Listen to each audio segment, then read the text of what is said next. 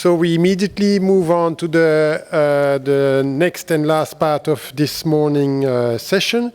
And we'll have on space critical infrastructure for national security, we'll have a combination of two aspects. First, we'll consider the report for which we have rapporteur Zan Marnik. And after the brief presentation of that report, we'll have a presentation by Gregory Falco. I hope he's there. Yes, excellent. Perhaps you can both join me here on the stage, and let me give a brief introduction already now about Professor Falco.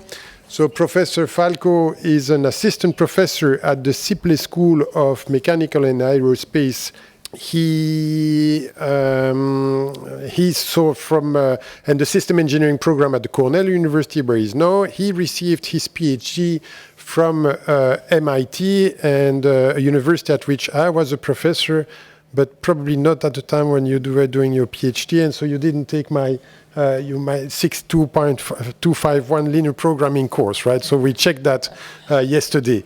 He has held positions at Johns Hopkins University Institute for Assured Autonomy, and is currently the director of Aerospace Adversary Laboratory that designs autonomous, secure, and resilient space infrastructure. So Dr. Falco leads the NATO HEIST project, which is about communication contingency. In particular, it connects to the question we just had about sea cables, about satellite communication. So it will make a good mix also of what we just discussed. But before then, we have a presentation. So the report, let me remind you that if you haven't seen the report, you take your card here, your name card, and on back of it you have a QR code, and by zooming on it, you should be, not the card, but it gives you access to the document that Zan, and thank you very much, Zan, for being here with us, will now briefly present. Zan, the floor is yours.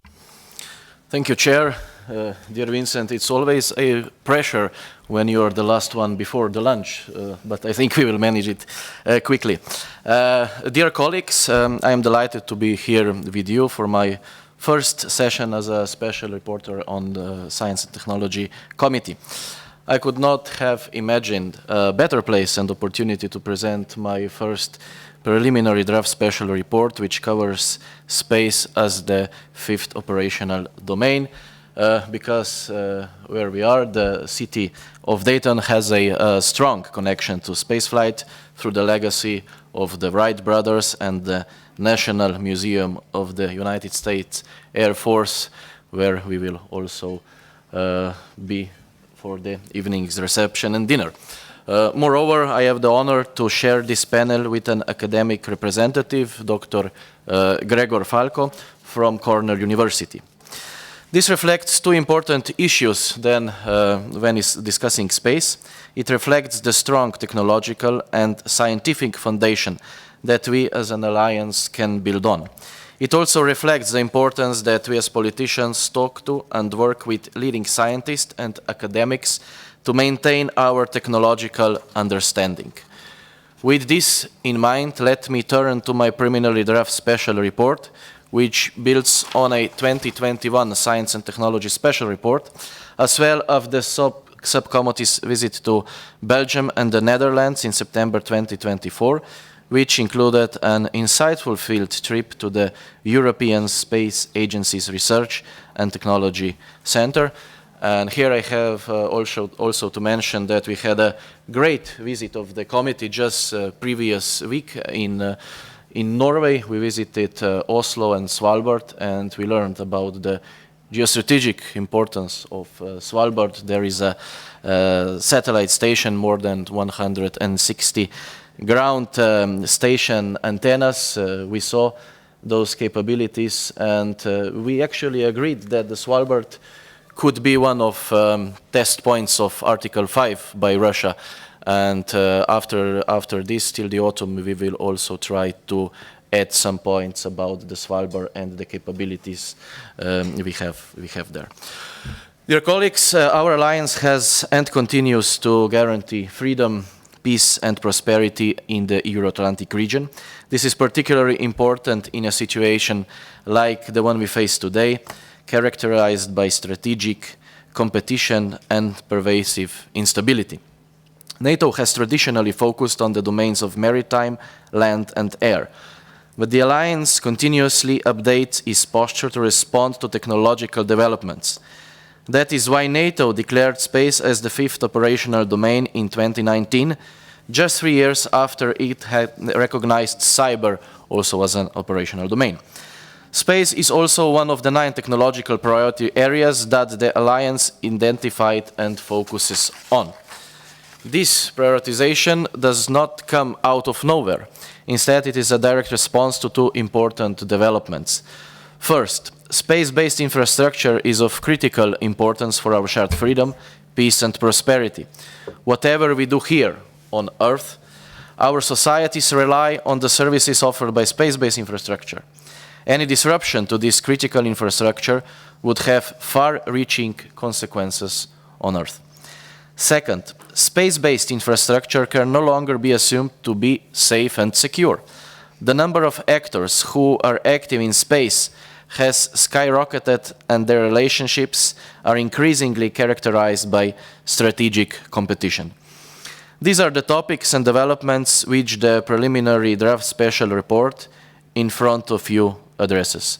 First, we have the history of space, then what is currently happening there by NATO allies and other states, and at the end we propose some solution, or how to say, what should the alliance and member states do in future. To do so, it begins with an overview of space infrastructure, which included elements in orbit, on the ground, the links between them, and the user terminals. It also differentiates the various heights and orbits in which this space infrastructure is located. It continues by outlining how this infrastructure matters. We rely on satellites for navigation, communication, or weather forecasting. Research in space also powers innovation on Earth. Importantly, many of these assets and technologies are dual use or emanate from military-oriented programs. GPS, the Global Navigation Satellite System, we all rely on, for example. It was developed by the United States Department of Defense. Our militaries not only foster technological innovation, they also rely on space-based infrastructure for their activities. They rely on satellites for navigation, communication, as well as intelligence, surveillance, and reconnaissance. To put it short, their operation on Earth are crucially dependent on space. However, these space-based assets are no longer secure. Militaries around the world are preparing themselves for the possibility that kinetic, non-kinetic, or electronic instruments are used to destroy or disable space assets. That is why they take steps to enhance the protection and safety of space assets.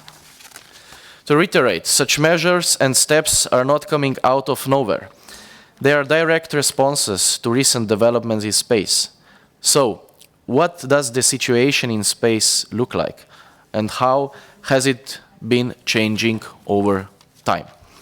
The preliminary draft special report I am presenting here today analyzes the actors in space, their relationships, existing governance mechanisms, and how this has changed over time. Being active in space has for a long time been a privilege that was reserved to a small group of states. But, dear colleague, this has changed.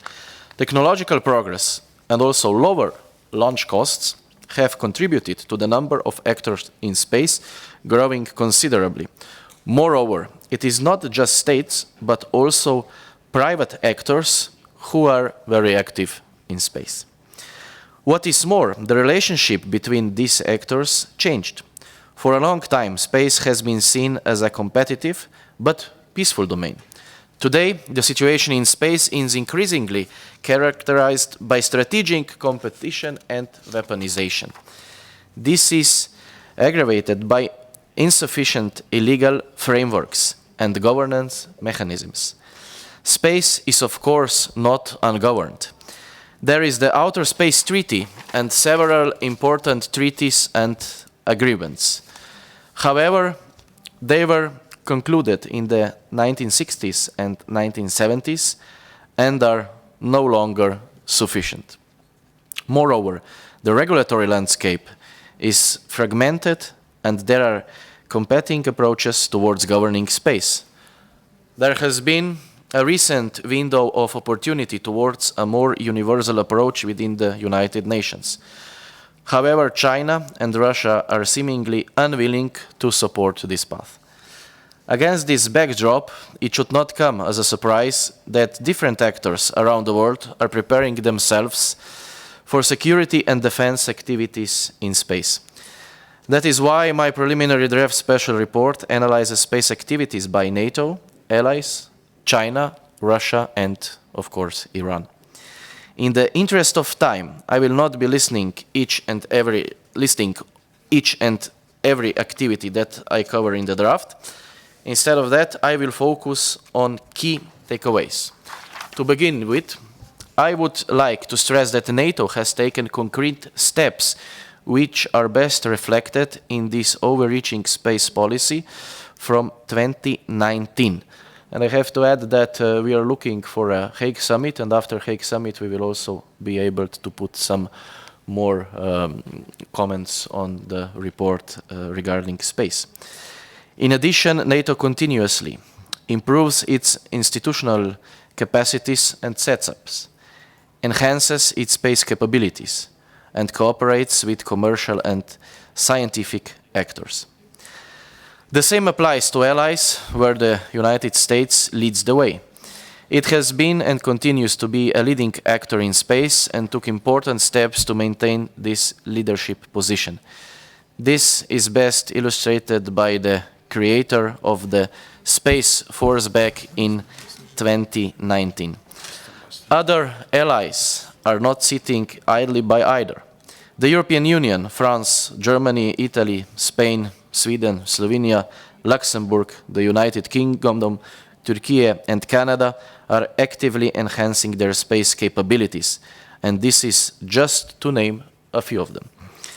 Again, we are not the only ones who are active in space. China has been stepping up its efforts and made notable progress with its military activities being an issue of particular concern. Russia is another well-established actor in space with extensive experience, competences, and capabilities. However, Russia relies on old technology and its modernization efforts are slow. Still, Russia remains a capable actor who can cause instability. The current number of the military satellites in the space from United States, they have 247, China 157, and Russia 110. Just like China, Russia sees space as a domain of warfare and has taken very concerning action in recent years. Russia has conducted a direct ascent anti-satellite weapon test, jammed GPS signals during NATO exercises, and reportedly seeks to develop nuclear anti-satellite weapons, which would be violating the Outer Space Treaty. Dear colleagues, let me wrap up by sharing some preliminary conclusions and a set of concrete recommendations. Once we consider the geopolitical environment and the changing situation in space, it becomes clear that the safety of space-based critical infrastructure can no longer be taken for granted. Space is becoming more congested and competitive. That is why NATO and allies have taken important steps to maintain our superiority and technological edge whilst working towards universal norms for responsible behavior in space. To further strengthen these efforts, I formulate 5 concrete preliminary recommendations for NATO and allies. First, we should recognize and treat space asset as critical infrastructure and continue enhancing its resilience. Second, we should continue working towards a joined-up approach between public and private sectors across NATO through initiatives like Diana, or the NATO Innovation Fund. Third, we should continue bolstering space capabilities, plans and procedures, as well as scientific research and innovation. Fourth, we should build on existing mechanisms and continue enhancing cooperation with the EU in the space domain. And fifth, we should continue engaging in the UN to work towards universal legal frameworks and governance mechanisms. Dear colleagues, thank you very much for your attentions. Now I look forward for your comments and suggestions. Professor Gregory will also make some very good comments. We had a conversation during the break. I have to say that he pointed out some things which are a reason for all of us to worry about. We already received an amendment from the Turkish delegation. It was taken in consider, and we will include your comments in the report. I'm a politician. I'm not a specialist in the space. That is why a professor from the university is here, and I think he will be able to answer all of your questions regarding to the space. And I'm looking forward for further cooperation, and thanks to Brinja, our director, for all support and help she gave to us. Thank you, Zen, for the presentation of the report. Well, actually, let's thank. And so, as I said at the introduction, I remind you that this report will be modified according also to the comments that are made during this session, and they'll come for the General Assembly in October for approval by your committee. But before then, we first have a presentation by Professor Falco on the same topic. The floor is yours. Hi, everyone. Thank you so much for having me today. It's a real honor to be here. So today I'm going to be speaking with you about a program that we have as part of the NATO Science for Peace and Security effort called HEIST. And what this project is really about is how we can harness the capabilities of AI that we have available today and satellites that are already in orbit to provide national security capabilities that we wouldn't have thought of previously. Specifically, we're going to be talking about how these enable the resilience of underwater critical infrastructure, which we talked about earlier today. And so I hope that as part of our conversation, we can build on what Zan was sharing with us as how do we look forward and use space in really advantageous ways in the future. Let's see, next. So the first thing is, what lives under the sea? What we really have under there is not just sea otters and manatees, but we have some really important infrastructure that we rely on on an everyday basis. We have our underwater oil and gas pipelines. We have subsea communication infrastructure, fiber optic networks, and we have power cables that enable offshore wind and just general power distribution across our countries. And while we don't always think about these things, they are the linchpin of what enables our global industry, what enables international cooperation, and but also our economic freedom to choose where we get communications from, where we get our energy from, who we want to talk to. And this is all incredibly critical to our national security as democracies. But these systems are not very well protected. Increasingly, in the past year to 2 years prior, we've been seeing a number of adversarial activity against this critical underwater infrastructure. And to just point your attention to a couple of things. First, on the bottom right of the screen, you see the Nord Stream pipeline, which was sabotaged in 2022.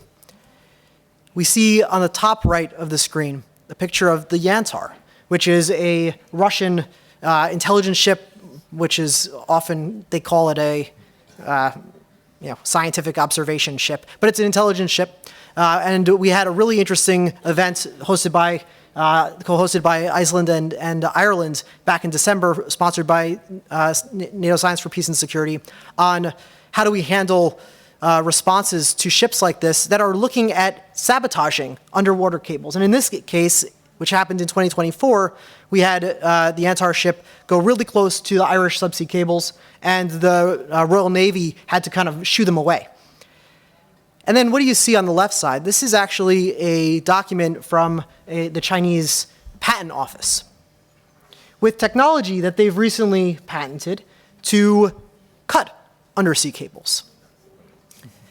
It's pretty overt. So we know that there are threat actors who care to sabotage undersea infrastructure. But we have a number of challenges actually trying to protect it. And I'm going to get to in just a moment how we're going to enable some of these new technologies we've been talking about to protect these things, but let me just tell you the challenges first. First is we look at these undersea infrastructure, but we don't actually always, as governments, own this undersea infrastructure. Actually, 85% of this infrastructure is owned by commercial companies. It's, of course, dual-use technology, right? We use it for military capability, but we also use it for commercial industry. And so, therefore, it's really challenging to have cooperation and coordination with the private sector, who's actually handling the operations and management of this system on a regular basis. It's also challenging because we can't actually monitor all of this subsea infrastructure. And in the following slides, you'll see some of maps about how vast this infrastructure actually is. We can't have eyes on everything all at once, given what the technology we had been deploying in the past. We also have challenges relating to looking at how cyber attacks against subsea infrastructure couple with the physical kinetic attacks against this infrastructure. There's no fusion of this threat information, which actually presents a whole bunch of different issues that we can talk about later.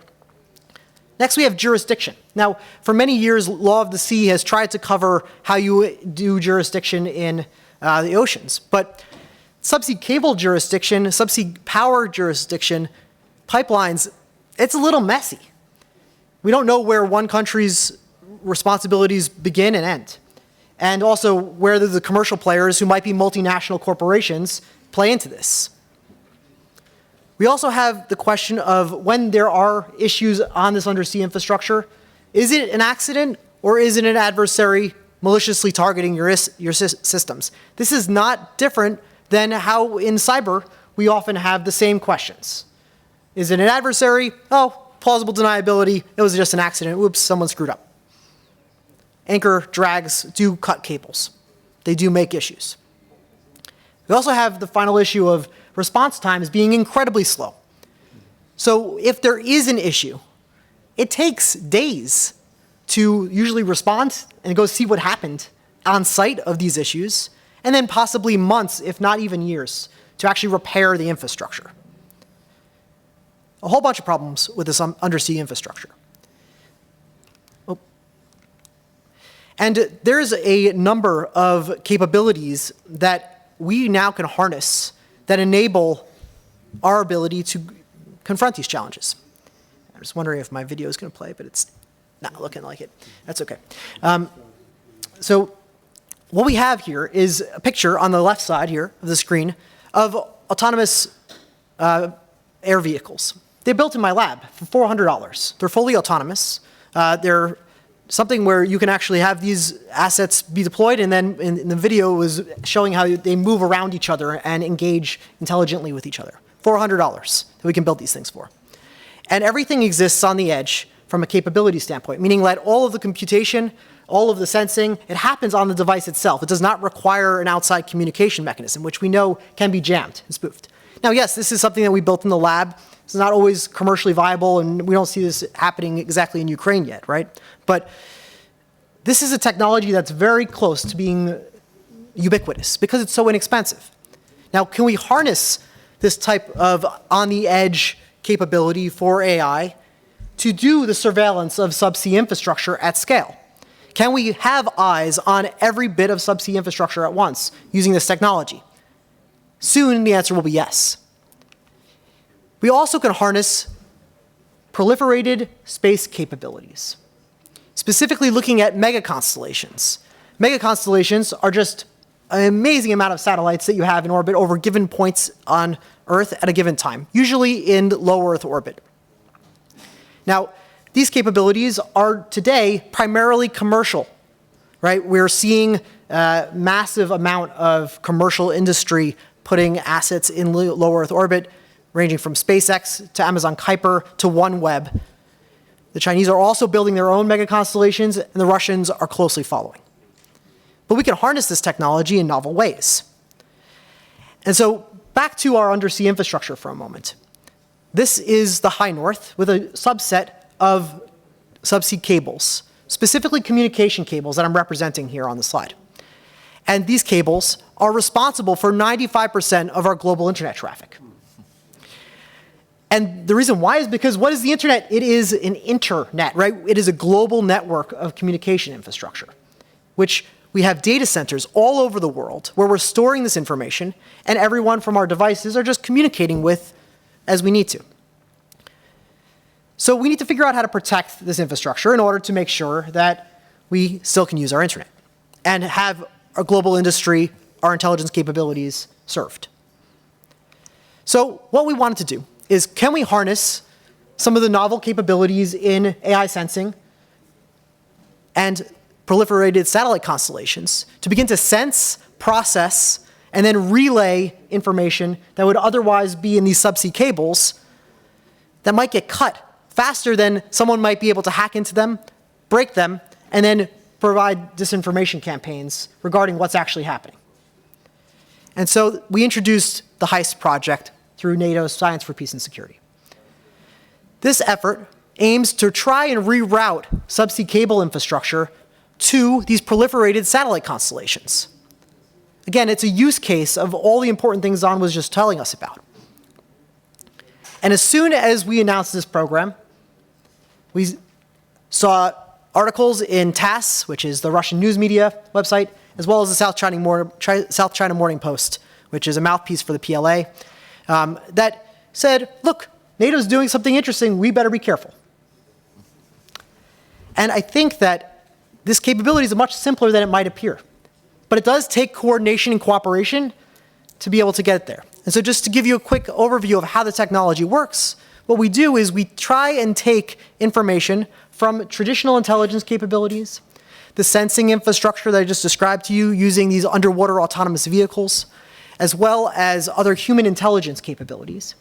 And we fuse this data together to create machine learning informed detection and alerts. Now, these are not all assured alerts, right? Because we're using algorithms to tell us, yeah, maybe there's an issue. But it's better to have false positives than negatives here, right? Because you prefer to see if something's going on versus having a mess. So we fuse all this data together. We then send a signal to landing stations, which is what you see at the top right. This is an example of a landing site. They are at the edge of any of our countries where all the subsea cables come onto land. And we then reroute. We notify the landing stations that there might be an issue that's coming up, and we reroute prioritized communications to ground systems, which are the satellite dishes you see below, which then can relay this information to available satellite constellations that might be above at the very given time of the issue.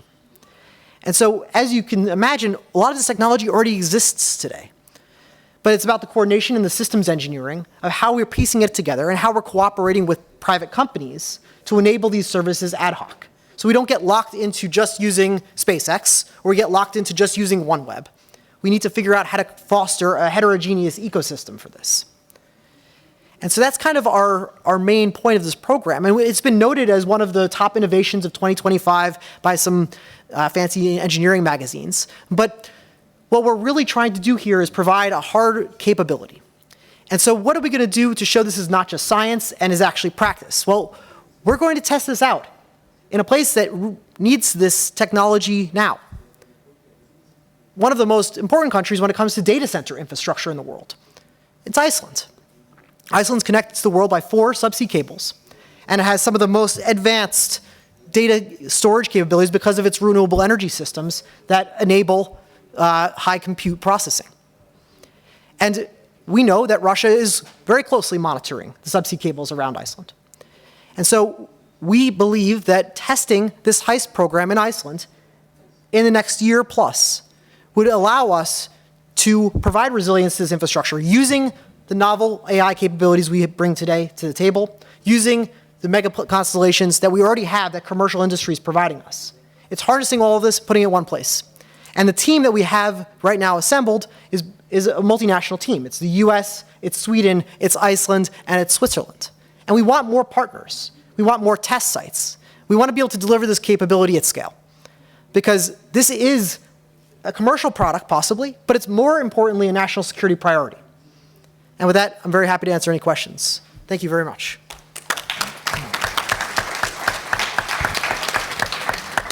Thank you very much.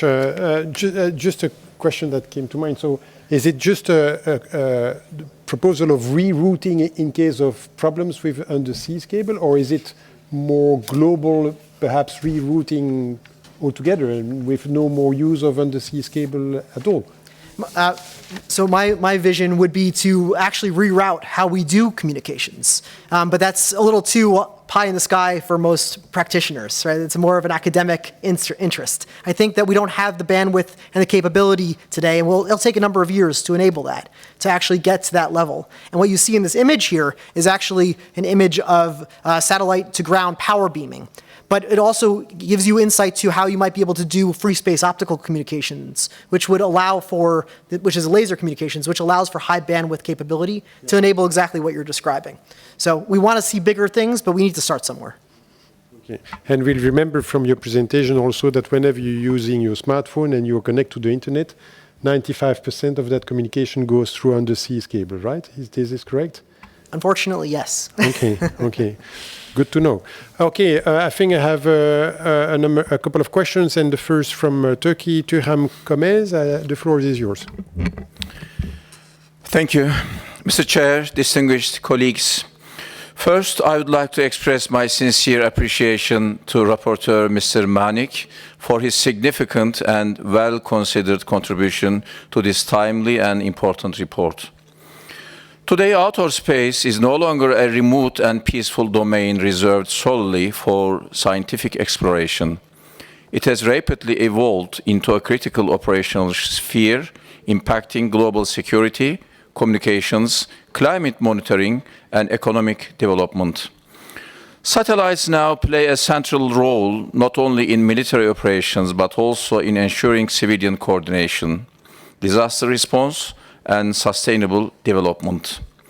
In this context, Turkey embraces a vision of space rooted in peaceful use and aimed at delivering global benefits. Our national programs, TürkSat and Göktürk, enable secure communications and environmental monitoring. At the same time, our institutions are preparing for future lunar missions and advancing research in space-based artificial intelligence in alignment with our national space strategy. Turkey is proud to be among the 11 nations globally capable of producing its own communication satellites. With a coverage area reaching over 60% of the world's population, approximately 5 billion people, we are now recognized as one of the leading countries in satellite broadcasting and space studies. Notably, our private sector is also rising to the challenge. In January, our leading company, Fergani Space, successfully launched FGN-100, Turkey's largest domestically developed satellite, into orbit using entirely national resources. Turkey strongly supports multilateral rulemaking through ITU and United Nations Office for Outer Space Affairs. We advocate for renewed international norms on responsible space behavior and cybersecurity. As the space domain becomes increasingly commercialized, we must prioritize responsible and equitable helm, ensuring that space remains a shared asset for all humankind. Colleagues, let us act with unity and foresight to ensure that space remains safe, sustainable, and beneficial for future generations. Thank you. And it was more a comment. We also mentioned in the report all the efforts from Turkey, and you send us the amendment, which we will also put in according to the relations and the cooperation between NATO and EU states in this field. And so the comments will be incorporated in the report, and there will still be time with amendment at the next meeting that we have to further improve the document in case some of you want to do so. But you'll have in advance to our next meeting the report, right? So the preliminary version of the report. We have a few questions, but next one, well, Luxembourg, Iceland, then Zan also has a question, and then UK, and I think that we have sort of enough because we still need to have some time also for lunch, right? So, but first I'll give the word to Sven Clément from Luxembourg. Merci, Président. Thank you very much. Thank you also for the report and the presentation. First of all, I will not pitch you the Luxembourg space industry. I already saw the logos up there, so I don't need to do that. But you should consider Luxembourg for your space needs, obviously. Second, when I joined the NATO PA in 2019, I discovered the topic of the resilience or lack of resilience of our subsea cable infrastructure. And this is, and I told that Brynja earlier, this is probably the hill I'm ready to die on because we are not resilient at this point. Despite the presentation, I just compare like the publicly available data. We currently have 27 terabits per second lit capacity between the US and the EU, and Starlink announces publicly about 1 terabit per second in capacity. So it's a factor of 1 to 27. Just to give you an idea, we will need to think about how can we protect the remaining 26 terabits per second, because that's where the biggest commercial exchange between EU and US is happening every day, every second, every millisecond. It's also a question about latency and bandwidth. But I believe that it's very important that we deter any attack by announcing even the basic capabilities that we already have. So it's very timely to announce to our adversaries that we have that capability to reroute. So 2 quick questions. First, can we imagine uncrewed collaborative submarine observation drones, or however we want to call them, to actually patrol our subsea cables? And if so, by when? And I know it's batteries and stuff like that. And second, what about the problem of covering ever more of this low Earth orbit plane with even more constellations, so that we start having issues shooting up new satellites to space, especially to higher orbits? Because the more we put on the LEO, the less time we have to actually send up stuff to the higher sphere. So what are your thoughts on those 2 questions? Thank you. Yeah, thanks for those questions. So on the question of the uncrewed submarine autonomy to surveil these capabilities, underwater drones have been challenging to operate in uncrewed environments, specifically relating to collaborative swarms. The reason why is because communication underwater is challenging, especially high bandwidth communication. This is considered a denied environment, and while there are a number of R&D efforts underway to be able to enable this at a better scale, it's still very much in the R phase of the R&D capability. So I think it's going to be still a number of years, maybe in the 5 to 7 years, that we wouldn't be able to say, hey, we have all of these subsea drones that are able to actually do the surveillance for everything. However, we already can make use of existing capabilities like buoys that already have sensors on them, and we can more strategically place some of these assets to enable better surveillance of these sites. There's also mechanisms that we've been developing that engage something called distributed acoustic sensing. It's a machine learning capability that we would be able to do better detection of what's happening underwater from above water. And I think that we can leverage these probably in 2 to 3 year time frame. And it's something that's already being tested at some scale, at least in the US and with some partners in the UK. And so I think that we have a little bit of time before we get to the point where we have these submarines that are able to autonomously collaborate and kind of figure out how to actually protect or surveil these systems. But we have interim steps that we are already at and we can get to quite quickly. To your second question, relating to the scale of satellite capability that might be required to actually one day meet the extra 26 terabits as you described. Luxembourg is a leader in satellite communication capabilities, especially thanks to SES and others there. But I think that this is actually a big challenge that you raise, which Zan and I were talking about prior to our conversation about the Kessler syndrome. And the Kessler syndrome is a phenomena where we imagine there to be a lot of satellites going into low Earth orbit, and it ultimately will create issues relating to collisions and debris that would then deny the entire orbital regime. And people might think space is quite big, and it is, but it's not that big, because when you have literally millions of pieces of micrometeorite-sized metal flying through the orbits, which have perturbed dynamics that you can't predict quite as well as you'd like to, we're going to end up with a pretty denied environment soon. And so I think we do have to figure out how to strategically make use of these different orbital regimes, as you described, the middle Earth orbit and geosynchronous orbit, to be able to better strategize how we can allocate our assets to enable satellite communication capabilities, but others as well. And this is something where there's very poor regulation or consensus, or even conversations on an international level right now.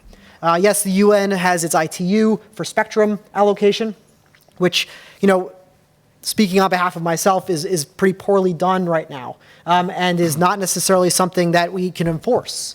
And so if we want to be able to do something more strategic with our space assets and allow ourselves to grow, we need to create a strategy for how we actually can start allocating assets across these regimes and then try and enforce it on a country-by-country level. Maybe just as partners we can do something like that.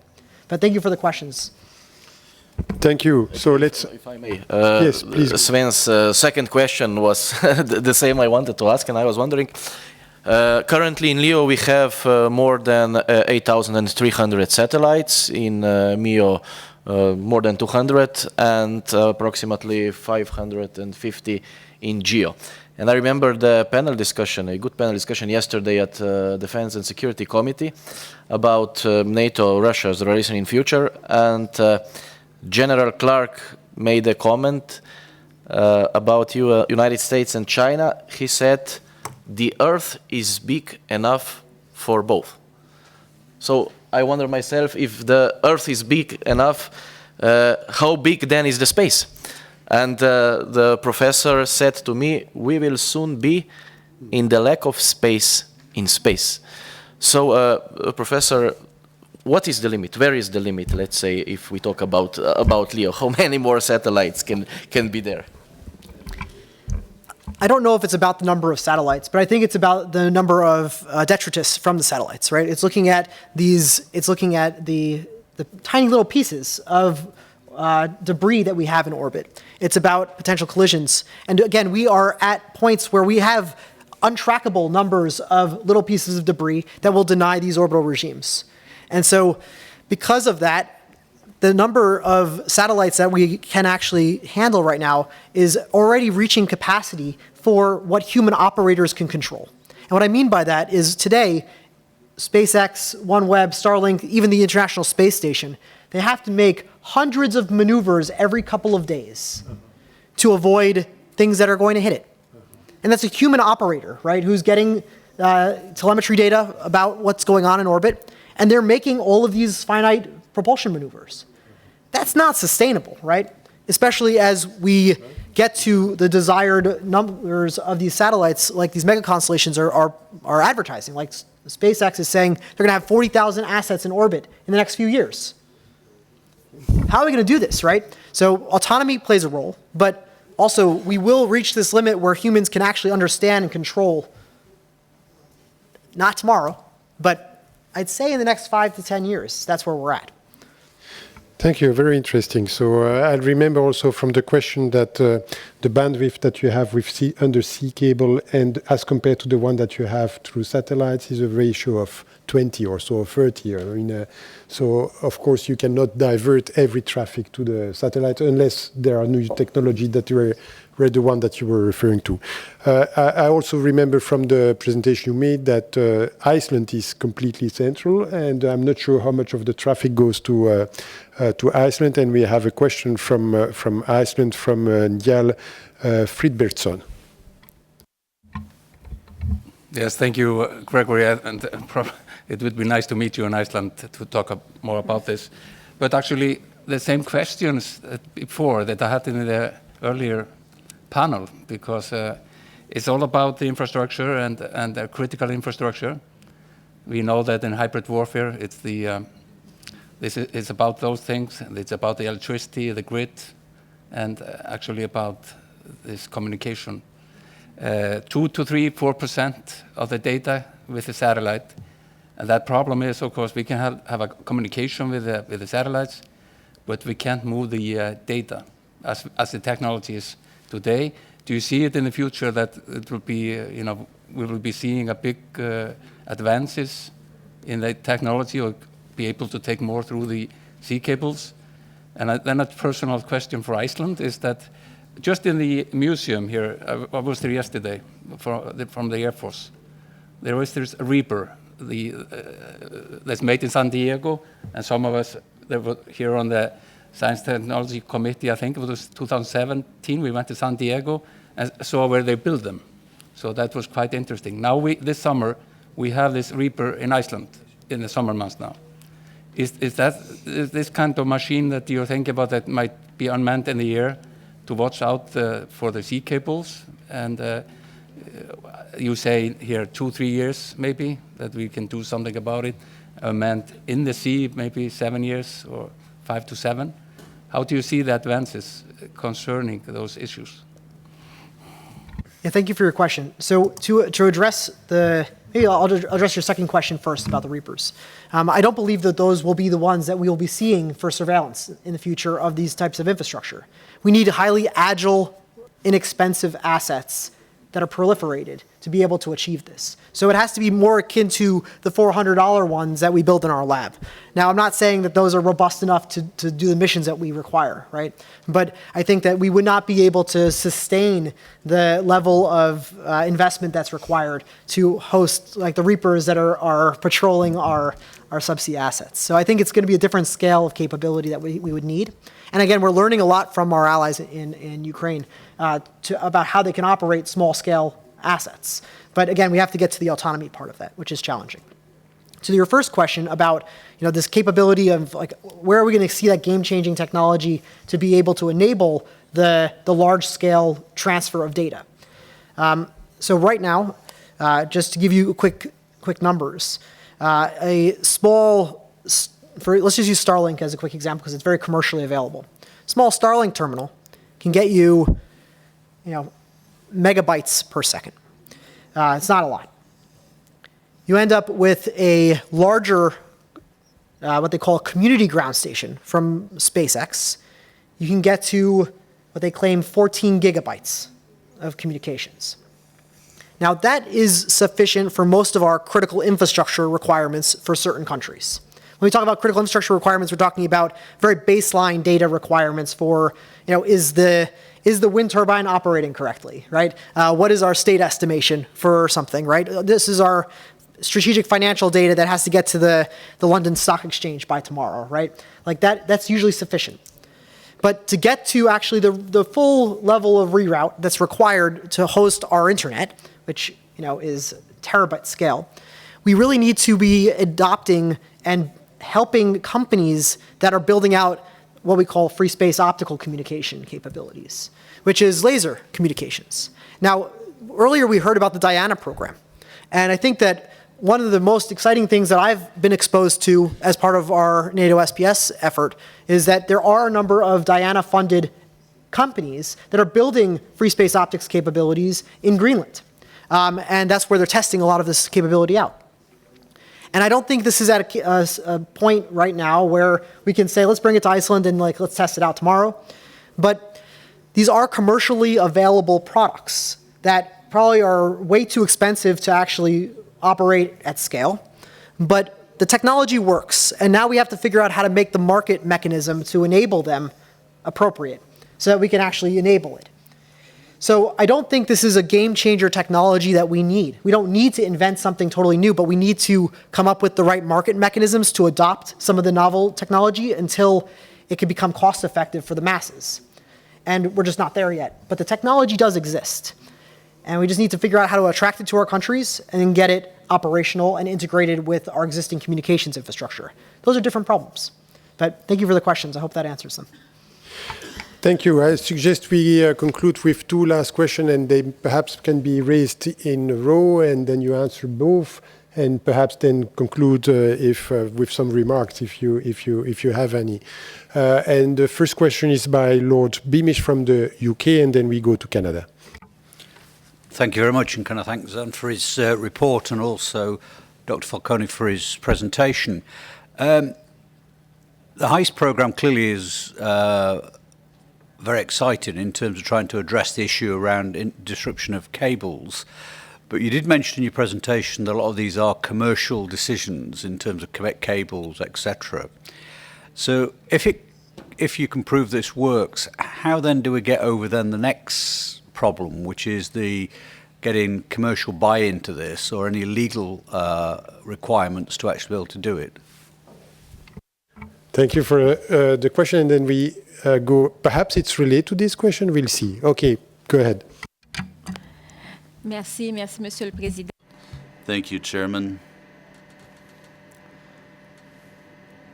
In Canada, we have read the report, and we thank you for the fact that it is so relevant. We are going to be submitting a few minor amendments and also some thoughts on a potential addition in the analysis and context part. The other point I wanted to bring up is that we'd like to see a mention of Canada's project of building a new ground satellite station in the Arctic area in order to better detect potential threats and disclose them to allies. So it's about defending Canada, but also about information sharing. So we will be sending you all of that in writing, and hopefully we can have the new draft report very soon. Thank you. Of a comment. So indeed, this will be included in the report, unless, Zan, you want to say something about this aspect? Yes, thank you for your comments. Of course, we are looking forward to also put your proposals into the report. As I already mentioned this before, this report was written before the committee's visits on Svalbard and in Oslo, and we will put also remarks about Svalbard, and I'm looking forward also for your comments about the new grand satellite station the Canada is building, and yeah, we will for sure put all of your comments into the report, and also the new, let's say, the new things which will be mentioned maybe in Hague summit in June. Very good. And then the other question regarding connection between, of course, defense and commercial and economic strategy, right? So the answer to this question. Yeah. So in enabling that, enabling this ecosystem is not trivial. And I think that one thing that we need to imagine is that there needs to be those who are interested in subsidizing the efforts for commercial companies to be able to get involved. The government has significant purchasing power, as does the militaries of these of different countries. And I think that we right now don't have the will to be using that purchasing power to demand things. But I think we need to start, because there's not going to be a push towards these more resilient infrastructure unless there's the investment and also or the requirements. So I think your point is really important, but it's something where we will need political will and purchasing power to actually get over the hump, to actually get to a resilient capability rather than just a baseline commercial capability. Okay, very well. I think we are at the end of this session. Let's first thank both speakers again. So thank you very much.